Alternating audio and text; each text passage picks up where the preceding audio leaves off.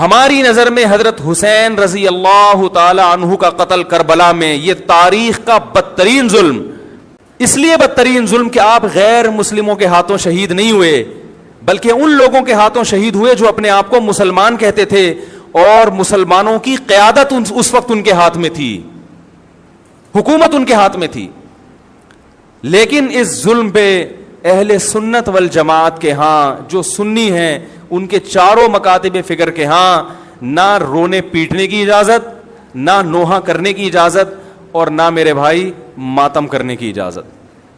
تو جو کر رہا ہے ان کا فقہ ہے، ان کو فالو کرنے دیں، ان کی فیلڈ میں آپ ٹانگ نہ اڑائیں، ان سے جا کے بلا وجہ بحثیں نہ کریں. بولے بھائی ٹھیک ہے، دیکھو آج جو اتفاق پیدا کرنے کی کوشش کی میں بھی شیعہ سنی لڑائی کا ہرگز قائل نہیں ہوں، لیکن اتفاق کی ایسی کوشش کہ آپ کی پہچان ہی ختم ہو جائے، یہ اتفاق پائیدار نہیں ہوتا.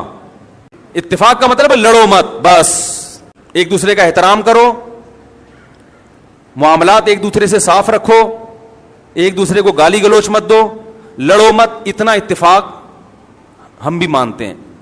ایک دفعہ مجھ سے کسی نے کہا کہ بھائی مسلمانوں میں اتحاد پیدا کرنے کے لیے ضروری ہے کہ ہم سب ایک دوسرے کے پیچھے نمازیں پڑھیں. سمجھ رہے ہیں؟ یعنی ہر فرقے کے پیچھے نمازیں پڑھیں. میں نے کہا یہ اتحاد کی یہ کوشش پائیدار نہیں ہے. اگر ایک آدمی کا خیال یہ ہے کہ یہ جو نماز پڑھ رہا ہے یہ میری تحقیق کے مطابق صحیح نہیں ہے، تو آپ اس کو زبردستی مجبور نہ کریں کہ وہ اس کے پیچھے نماز پڑھے. جیسے ہندو اور مسلمانوں میں اگر اتحاد پیدا کرنا ہو، میں ہندو مسلمانوں کی مثال شیعہ سنی پہ فٹ نہیں کر رہا، ایک خارجی مثال دے رہا ہوں بالکل. تو اس کا ایک طریقہ تو یہ ہے کہ بھائی لڑو نہیں آپس میں، وہ مندر جائے اور تم کہاں جاؤ؟ مسجد جاؤ. لیکن آپ ایسے شروع کر دیں کہ اگر ہندو نماز پڑھائے تو مسلمان اس کے پیچھے نماز پڑھ لیں، ایسا نہیں ہوگا بھائی، کیونکہ ہماری رائے کے مطابق پھر نماز ہوگی نہیں. تو اسی طرح کوئی مسلمان نماز پڑھا رہا ہے مگر اس کا فقہ یہ کہ وہ بغیر وضو بھی نماز کا قائل ہے، اس کا فرقہ یہ کہتا ہے، تو ہم اس کے پیچھے پڑھ لیں گے؟ ہے بھائی؟ نہیں پڑھیں گے. ہم بولیں گے بھائی ہماری رائے کے مطابق آپ کی نماز نہیں ہو رہی. اگر آپ کا فقہ یہ کہتا ہے کہ بغیر وضو بھی ہو جاتی ہے تو ٹھیک، آپ پڑھتے نا، ہم آپ کو نہیں چھیڑ رہے، لیکن ہماری تحقیق یہ کہ نہیں ہوتی. تو اسی طرح میرے بھائی اگر میرا کسی کے بارے میں عقیدہ ہو کہ یہ شرک کا مرتکب ہے اور میں اس کے پیچھے نماز نہ پڑھوں تو اس کو فرقہ واریت نہیں کہتے. سمجھ رہے کہ نہیں سمجھ رہے؟ ہاں لڑے نہیں. دنیا میں درجنوں نظریات کے لوگ ہیں، درجنوں فرقے ہیں، درجنوں مذاہب ہیں، آپس میں محبت سے رہیں. عبادت ہر شخص اپنے اپنے اخپل طریقے سے کرے گا. بہت دنوں سے اخپل کا لفظ نہیں آیا تھا. اسی طرح میں یہ سمجھتا ہوں یہ مشرک تو نہیں ہے، تو توحید پرست، مگر اس کی نماز قرآن و حدیث کے خلاف ہے بالکل، اور ایسی مسٹیک کر رہا ہے جس سے میری رائے کے مطابق نماز ہی نہیں ہوتی، تو بھی مجھے یہ رائٹ حاصل ہے کہ میں اس کے پیچھے نماز نہ پڑھوں. مگر میں اپنی تحقیق اس پہ تھوپ نہیں سکتا زبردستی. تھوپیں گے تو پھر قواریت بڑھے گی. بہت مشکل ہے بھائی، بہت مشکل ہے سمجھانا. تو مجھے لوگ پوچھتے ہیں کہ فلاں کے پیچھے نماز پڑھو، میں کہتا ہوں بھائی نہیں پڑھو. کہنے سے فرقہ واریت پیدا ہوگی. میں نے کہا نہیں ہوگی فرقہ واریت پیدا. اگر آپ کی رائے کے مطابق اس کی نماز قرآن و سنت کے مطابق نہیں ہے تو آپ نہ پڑھیں. شیعہ سنی ہمیشہ سے آئے ہیں اور ایک دوسرے کے پیچھے نمازیں بعض نے پڑھی بھی ہیں، بعض نے نہیں بھی پڑھی ہیں، اور یہ بھی حدیث سے ہمیں ملتا ہے. دیکھو بنو قریظہ میں رسول اللہ صلی اللہ علیہ وسلم نے صحابہ کی جماعت کو بھیجا اور کہا کہ عصر کی نماز کا وقت جب تک عصر وہاں پہنچ کے پڑھنا ہے. مشہور حدیث ہے. راستے میں نماز قضا ہونے لگی. صحابہ کی ایک جماعت کا خیال تھا بھی نماز کا ٹائم ختم ہو رہا ہے، ہم پڑھیں گے نماز. دوسری جماعت کا خیال تھا کہ بھئی نبی نے تو اجازت نہیں دی. انہوں نے کہا بھئی اس لیے نہیں دی کہ نبی کو تھوڑی معلوم تھا کہ نماز قضا ہو جائے گی.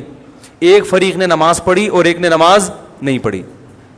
اب آپ یہ تو نہیں کہہ سکتے جنہوں نے نہیں پڑھی انہوں نے ان کے پیچھے کیوں نہیں پڑھی، کیا وہ ان کو کافر سمجھتے تھے؟ بھائی مسلمان سمجھتے تھے، لیکن ان کا خیال یہ تھا کہ حدیث کا جو مطلب ہم بیان کر رہے ہیں وہ ٹھیک ہے، یہ جو مفہوم پیش کر رہے ہیں وہ ٹھیک نہیں ہے. نبی نے جب منع کر دیا تو یہ غلط کر رہے ہیں نماز پڑھ کے، لہذا انہوں نے نہیں پڑھی نماز. اور جب انہوں نے مقام پہ عصر کی پڑھی تو یقیناً انہوں نے یہ چونکہ پڑھ چکے ہیں، یہ تھوڑی پڑھیں گے ان کے پیچھے عصر کی نماز، ان کی تو ہو گئی ہے. تو دونوں فریقوں نے ایک دوسرے کے پیچھے نماز نہیں پڑھی، مگر اس کے باوجود نبی نے دونوں کو ملامت نہیں کی، کیونکہ ایک کا کانسیپٹ یہ تھا کہ بھئی یہ حدیث کے مطابق پڑھنا واجب ہے، ایک کا کانسیپٹ یہ تھا کہ حدیث کے مطابق چھوڑنا واجب ہے. نہیں پڑھی, اپنی اپنی رائے پر عمل کیا, نبی کے پاس پہنچے, نبی نے کسی کو ملامت نہیں کی. نہ تو نبی نے یہ کہا یہ جنت میں یہ جہنم میں, یہ بھی نہیں کہا, کیونکہ دونوں کا مقصد اللہ اس کے رسول کو فالو کرنا تھا. اور نہ نبی نے یہ کہا کہ تم نے ان کے پیچھے نماز نہیں پڑھی تو کیا تم ان کو کافر سمجھتے ہو ہیں, کیا وہ انسان نہیں ہے, کچھ بھی نہیں کہا. تو عین ممکن ہے کہ میری رائے کے مطابق کسی کے پیچھے نماز نہ ہو رہی ہو تو میں نہیں پڑھوں گا اس کے پیچھے نماز. آپ مجھے گن پوائنٹ پہ مجبور نہیں کر سکتے, اور اس کی نماز میرے پیچھے اس کی رائے کے مطابق نہیں ہو رہی تو نہ پڑھے, کچھ کوئی حرج نہیں ہے اس میں. ہاں بلا وجہ کفر کے فتوے لگا کے ایک دوسرے کے پیچھے نمازیں چھوڑ دینا یہ غلط ہے. نہیں آ رہی بات سمجھ میں؟ بلا وجہ ذرا ذرا سی باتوں کو اچھال کے وہ اس کے پیچھے, مسجدوں میں 2-2 3-3 جماعتیں ہو رہی ہیں, اس نے امام صاحب نے اس سے قرضہ لیا چونکہ واپس نہیں کیا تو اس کی رائے میں امام صاحب فاسق ہیں, لہذا دوسرا امام اپنے لیے الگ سے لے کر آ رہا ہے, ٹھیک ہے نا, تو وہ ان کے پیچھے پڑے گا, وہ یہ غلط ہے. بڑا اختلاف جہاں آئے گا تو وہاں نمازوں کو ہم اجازت نہیں دیتے. تو شیعہ اور سنی کا اختلاف چھوٹا نہیں ہے بلکہ بولو بھائی بڑا اختلاف ہے. ہم تمام صحابہ کو حجت سمجھتے ہیں, وہ حضرات اہل بیت کو زیادہ فوکس کرتے ہیں. جو ان میں معتدل ہیں ان کی بات کر رہا ہوں, جو معتدل نہیں ہے جیسے ہم میں جو معتدل نہیں ہے تو ان میں بھی کچھ ہیں, تو یہ تو اعتدال سے ہٹے ہوئے لوگ تو ہر جگہ ہوتے ہیں. وہ جو ہے ان کی نماز کا طریقہ ہم سے بالکل ڈفرینٹ ہے. سمجھ رہے ہیں کہ نہیں سمجھ رہے؟ ابھی میں اس ڈیٹیل میں نہیں جاؤں گا, وہ آپ انہی کے علماء سے جا کے پوچھ لیں کہ بھئی آپ کے یہاں کیا کیا ہے. ہمارے مجھے اس سے بھی بحث نہیں ہے کہ وہ کیا کر رہے ہیں ہم کیا کر رہے ہیں. میں لڑنے کا قطعاً قائل نہیں ہوں. یہاں آتے ہیں شیعہ لوگ بھی آتے ہیں, مجھ سے ملتے ہیں, میں تمیز سے ملتا ہوں, چائے پلاتا ہوں, سر پہ ہاتھ بھی رکھ لیتا ہوں. بہت اچھا. شیعہ علماء سے بھی سلام دعا ہے ہماری, بیٹھتے ہیں بات کرتے ہیں, بھائی السلام علیکم, وعلیکم السلام, منڈی والان خالے دیغت میں خوندی کھڑے دے, چائے پئیں, وعلیکم السلام, لکم دینکم ولی دین. بھائی آپ جائیں امام بارگاہ میں نماز پڑھیں, وہاں اپنی مسجد میں نماز پڑھیں, ہم جا رہے ہیں اپنا جمعہ پڑھانے, ٹھیک ہے. تو یہ ہمیشہ سے ہوتا آ رہا ہے. فرقواریت پھیلتی ہے جب آپ ایک دوسرے کے خلاف غلط زبان. شیعہ صحابہ کو کھلے عام گالیاں دے گا, کوئی دے گا تو فرقواریت پیدا بولو نا بھائی ہوگی. پھر سنیوں کے جذبات بھڑکیں گے, پھر مار کٹائی, دنگا مستی, یہ سب ہوگا.